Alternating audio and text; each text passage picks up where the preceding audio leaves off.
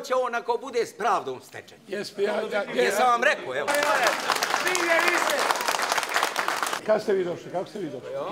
Ja sam krenuo ranije, ja sam bio ovdje ima 2 sata.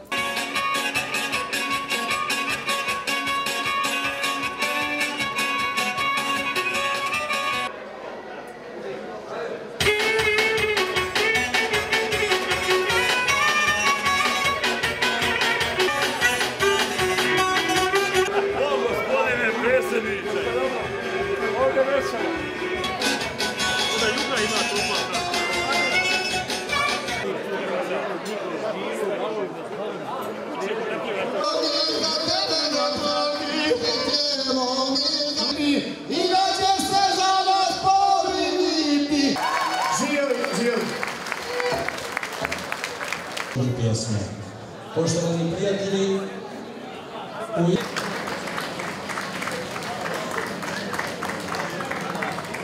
i 4 puta sam zaredom zadnjih 10 godina biran za zagrebačkog gradonačelnika.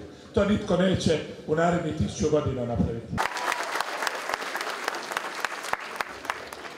Ovo je jedna slika, rad našeg kosovskog umjetnika i nadam se da će ona krasiti ured budućeg predsjednika Hrvatske države.